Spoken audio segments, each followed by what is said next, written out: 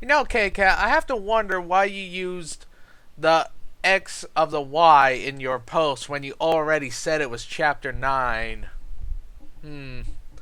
Or maybe the next chapter also has the blank of the blank. Whatever. I'm the one who should be mobbed by strangers wherever I go. Okay. Oh, that's the intro. I was like, 1 minute, 1 minute and 39 seconds. Is this going to be a rocks fall and everybody dies? Cloud. Okay, so we got 42 minutes. I'll cut this off at the 20-minute mark for the video. When I first stepped outside into this new world, the world was impossibly big, the sky terrifyingly high. Now the omnipresent clouds, shifting, boiling, and darkening with rain, was just another ceiling, gray like the one in stable maintenance. Only rarely, like on that first night, would small fissures open in the cloud cover, like gaping wounds that would slowly heal. The tantalizing glimpse of a bright, wondrous blue above, cheerful and serene, tempted and tortured those living in gloom below. "Little Pip," Velvet asked, her own thoughts not far from my own, "does the air seem strange to you outside? The day is so warm and bright, and yet the air is sickly. I feel so eager and yet so hesitant to be enwrapped by it." "Like it's poisonous," I agreed. It Calamity is. said nothing. I suppose that to him the air was the air, and had always been like this. The strewn wreckage of Pegasus vehicles, cast from the sky when the metropolis of Cloudsdale was obliterated in a single hoof-stop, stretched on for miles. Some of the sky chariots and wagons are marred further with the old skeletons of the poor ponies who were struck dead or mortally wounded by the megaspell, but whose bodies were not wiped from existence entirely. The mountains rose up to either side of the valley, sickly grass forested with blackened trees. New plants grew around them, feeding on their corpses. Up and ahead was the worn and faded image of a giant Sparkle Cola bottle, the stylized carrot immediately identifying the drink, Sparkle-Cola? even though the words on the sign had faded too severely to read. Is that the A Nuka badly Cola of faded this? yellow pony with a pink mane was holding it aloft in nearly orgasmic glee. Mhm. According to Calamity, these giant signs, called billboards, had once littered every major sky route between Cloudsdale and other cities, advertising goods and services from all over Equestria. I could spot a second billboard on the opposite side of the valley, perhaps half a mile further down. Even at this range, I thought I could recognize the familiar image of the heroic Pagasi, with rainbows exploding across the sky behind them as they swooped over the armies of wicked zebras. Better wiped than striped. A large enclosed delivery wagon lay That's battered, fucked bent, and sunken up. partially into the ground. I spotted on its side what appeared to be a I business. get it's a play on better dead than red, but that's racial. I mean, better red than dead's more political because, red communism, but better. Ooh, that's fucking racism. This logo, a pattern of 7 ascending circles which struck me as strangely familiar. I didn't have to ponder it too long, for as we drew closer, my Pitbuck's automac christened it Wreckage of Ditsy-Doo Deliveries. Now I remembered where I had seen this pattern before, on the interior title page of the Wasteland Survival Guide. Calamity was looking at the wreckage with similar comprehension. Velvet looked between us, confused at why we had stopped to stare. "What?" "This is where Ditsy-Doo fell," I said, feeling awe and intense sadness. This would have been her only grave marker had she not suffered a stranger fate. Don't you ever get those moments when you're actually playing a Fallout game and you encounter something like that? I mean, if you count it before you meet the character, like, oh, whatever, but if you meet the character, but then you find the place, like, dude, you get it's a chill. It's like a chill that runs down your spine when it happens. I mean, the music doesn't help with that. It always goes da da or something like that. Fucking Bethesda and its music and its creepy ass things. "Who?" "Ditsy-Doo," I repeated, lost in my own thoughts. I was trying to imagine what it had been like. Velvet, who did not know the name, gave me a look indicating just how helpful she felt that answer was, and turned to Calamity. "Yep." Velvet nickered and walked past, circling around the back. Moments later I heard her call out, "Little Pip, would you please come to look at this?" Her voice was a tone of hope. I trotted around to find her, not at all like a little puppy at her owner's call. Boxes and crates littered the ground around the back of the Ditsy-Doo Deliveries wagon, and many more were toppled and crushed inside. Some had been torn open, all had been looted for anything of value. Except, that was, for a safe and a footlocker in the back. It was the latter which had drawn Velvet's excitement because, while identical in make to every other footlocker I'd run across, the markings were very distinct. 3 bands of yellow, the center one with a pink butterfly emblem. This was not a medical box, but the colors in the symbol were clearly those of the Ministry of Peace. "Sure, no problem," I announced proudly, floating out my screwdriver and bobby pin as I watched Velvet struggling not to prance in anticipation. Always gotta keep that screwdriver. Turning away, I started unpicking the lock on the safe first. I could hear her stomp her hoof, and bit my lower lip to stifle a laugh. The safe's lock gave up almost too easily. Considering the level of looting, I was surprised that such a weak lock had been such a long-lived deterrent. Was I the only one outside who had developed this skill? I opened the safe. One item inside immediately captured my attention. The entire interior of the safe was filled with a rosy glow emanating from a bottle of luminescent purplish-red liquid. Sparkle Cola. Rad. With an invigorating touch of radiation. Okay, I was going to say something before that, but now I'm wondering about that soda. Okay, the thing I was going to say before is, I never thought of that before. Like, with the serious amount of looting that goes on, yet you always find these weak locks or safe locks or some that anybody could hack with moderate amount of skill, apparently in Fallout terms. What is up with that? I know it's for just game mechanics, but you would think, right? You would think. Now, that actually brings up something I never thought before. Are some of the drinks just inherently radioactive? Like, we know that Fallout's crazy ass, but I'll listen to what Lil Pip has to say, because maybe it's explained and I don't have to phrase the question to you. And a blast of radish flavoring. It's like a buck to the face, with radishes. The Sparkle Cola Rad floated out of the safe past me, enveloped in a magical glow by Velvet's horn. Raising the bottle to eye level, she winced at it with a disparaging glance. "That's insane. How could any pony be so stupid as to think consuming radiation is healthy?" My own levitation abilities had been so overstrained that it actually took effort to snatch the bottle back, but I proudly kept myself from panting. Velvet Remedy stared in something approaching horror as she saw me slip the bottle into one of my saddlebags. "You're not actually intending to drink that, are you?" I shrugged. That's one thing I always love. That I wish that's one thing I like doing in role-playing, is doing the things that make the sane players or just the NPCs go, what the fuck? It's why I like doing tabletop MLP games, because I play inherently evil characters. Like, I naturally lean towards lawful evil, so playing an MLP tabletop can be quite hilarious. So I like that. I wish actual games would have that with your companions. Like, you mean they actually radiated their drinks? Like, here, give me that. I want to drink that. I wish they had more on the reactions of your companions in games like Fallout, just when doing normal shit. Because if you think about it, we players are fucking crazy people. We will do the craziest shit in games, and I wish NPCs would react to that more, because it's a sense of thrill you get. It did sound like it might be tasty, and according to my pit buck, the radiation still present was minor enough to be washed away with the Radaway potion later. I turned to the footlocker, prompting Velvet to forget, or at least ignore, the beverage in my saddlebags. This lock was not easy. Oof. It selfishly refused to give up its secrets.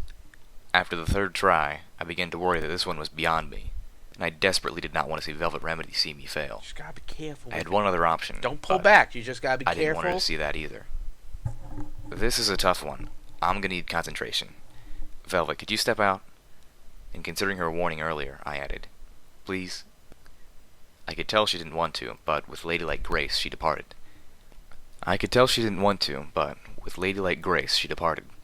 As soon as she was out of sight, I brought up my pit buck sorting spell and pulled out the tin of Mintaus out from where I had hidden in the bottom of my pack. This wasn't the incredible party time treat I had before, but I didn't need to talk to the locker. Opening the tin, I popped one into my mouth and began to chew. The effect was immediate. It was like a gray film was being washed away from all of my senses, like my mind was seeing clearly after having been in a deep fog. Little Pip, no! And was feeling more alive and aware than ever before. This wasn't party time, and definitely not as candylicious, but it was enough to make the damn lock sing for me. Outside, I could hear Velvet Remedy's voice. Calamity, may I ask you something? Yep, I reckon you can. Why is it that you are the only Pegasus pony I've seen in the equestrian wasteland? I was under the impression that the Pegasus ponies would be as common as Earth and unicorn ponies. My ears perked. Their conversation wasn't meant to be private, so this wasn't eavesdropping exactly. And I had to admit, I wanted to know that too. There was a pregnant pause. Then Calamity nickered. Wow, lady, when you ask a question, you go right for the throat, don't you? I'm sorry, I apologize if this is personal. No, you should know, I guess. I could hear Calamity sigh. My perceptiveness was heightened to an amazing degree. As I had predicted, the lock was now easy, and clicked open in surrender. You ain't gonna find any other Pegasus ponies. Not unless they're like me. He paused as if speaking about it was physically taxing. You see, back during the war, we Pegasus ponies were Equestria's greatest fighting force. Yeah. We were the elites, the best of the best. But after Cloudsdale was hit, I'm well, hearing propaganda. that was it. Game over. They abandoned the war, abandoned Equestria. Although it's not like either one of them had lasted longer than a few hours past that anyhow. Pegasus ponies closed up the sky and went up to hiding. Closed up the sky. Yep. Oh, that was weird. That implies a lot of very negative things about Pagasi culture and sense of attachment to the unity of Equestria.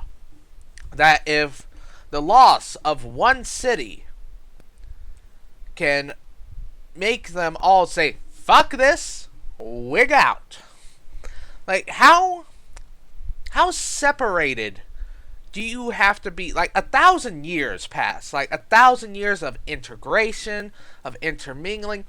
How separated do you have to be culturally to say, just ignore 1,000 years of unity at the loss of one city? Maybe a great city, sure, but still just one city.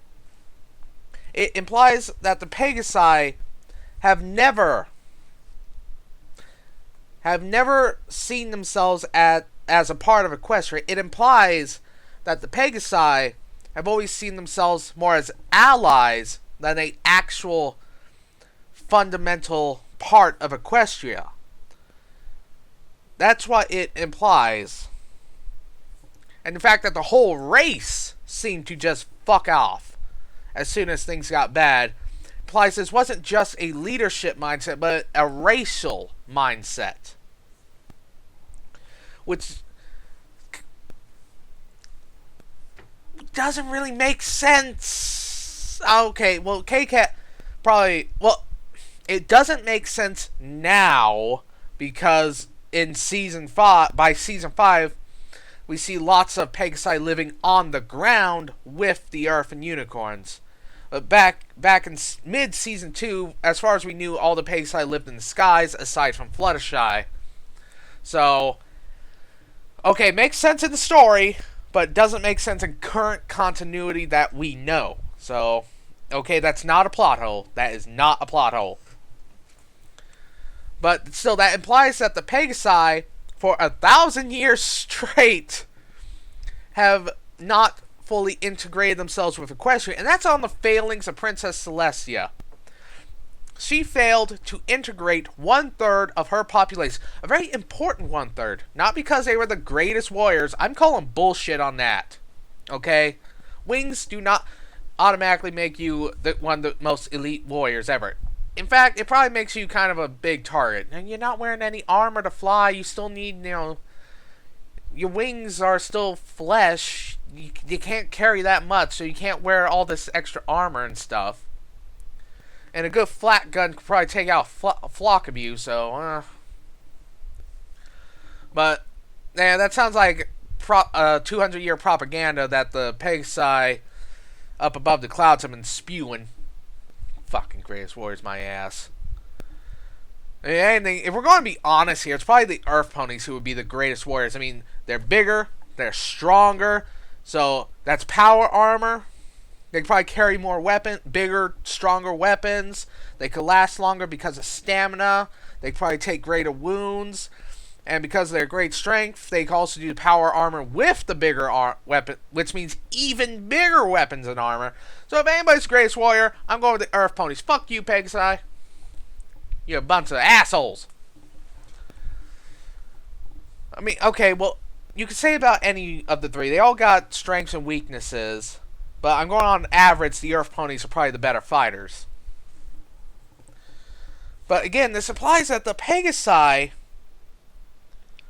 have somehow kept themselves from full integration and somehow kept a complete and total population control and communication that they could all just get out of there within an hour of the mega spells firing. That's impressive. That is payday levels of mobilization.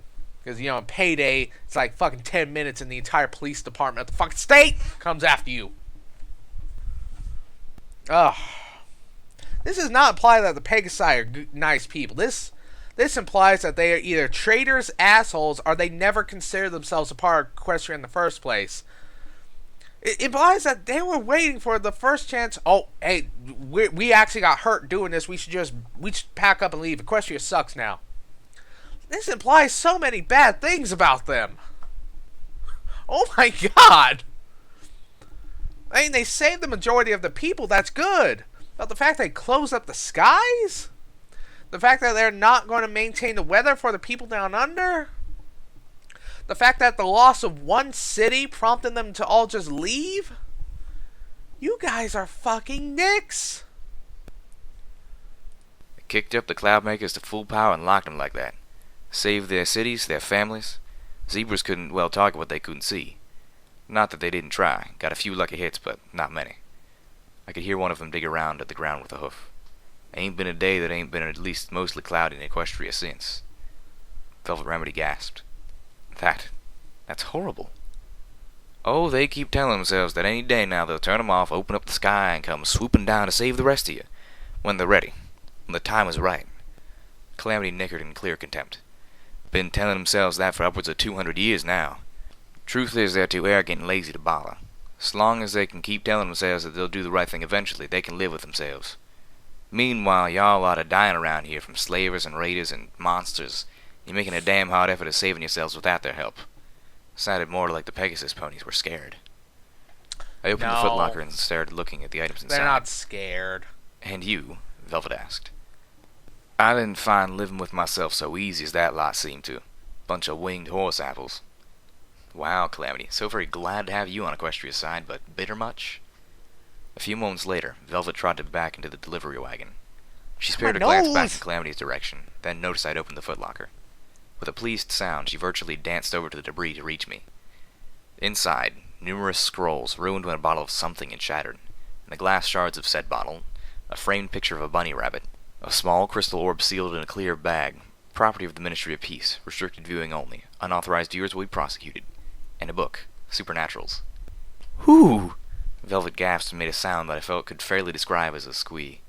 I watched her, the corners of my mouth twitching upwards as I realized that Velvet Remedy, the amazing unicorn of unparalleled beauty and musical grace who had inspired at least 300 fans, was herself more than a little bit of a fan filly.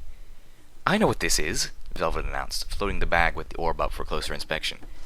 It's a memory orb, used to record events not only with sound but moving picture. Much better than a recorder or camera. Rare, too. Velvet collected the memory orb in the bunny photo. I was surprised when she left the book. Oh, I already have that one. Oh. But you should take it, little Pip. I know you'll find it useful. Something in her expression made me think that there was a joke here, at my expense. Still, I wasn't one to turn down a book, especially if it was one Velvet Remedy suggested. I'd just finished sliding the book into my saddlebags when my eyes forward sparkle compass exploded. Again, unreliable narrator. And, you know, maybe there's a joke, and it's not at Little Pip's expense, but we're seeing the story told from Little Pip's perspective. And we feel more for Little Pip than we do for her. Ooh, girl. Thread. I froze. Crap, that's a lot of enemies.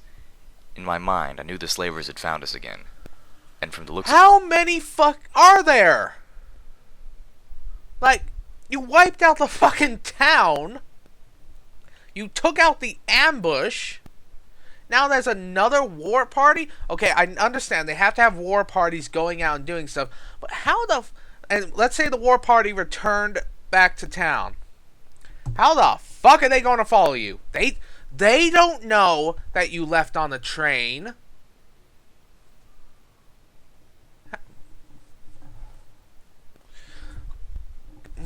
Again, it might not be the slavers. It could be another group that just happened to.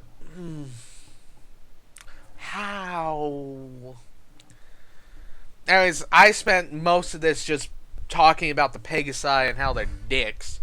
So it's currently Thanksgiving night. I'll have this up tomorrow, and then I'll watch the. I'll finish it off then. Because I am full of ham and turkey. Copy the URL at the current time.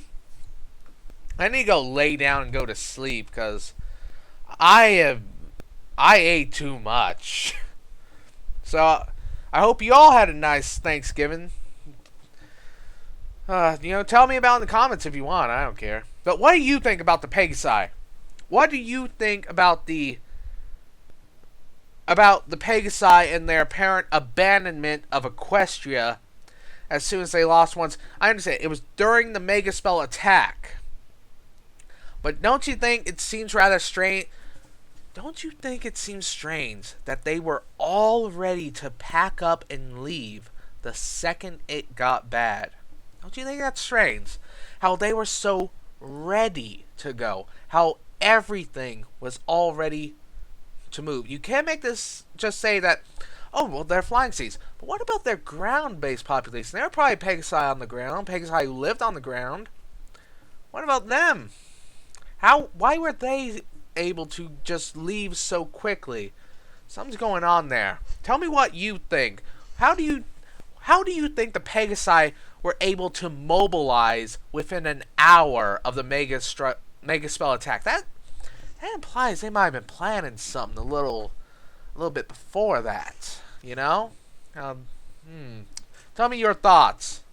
K-Cat, tell me your thoughts without spoiling. Have a nice night. I'll post this on Black Friday.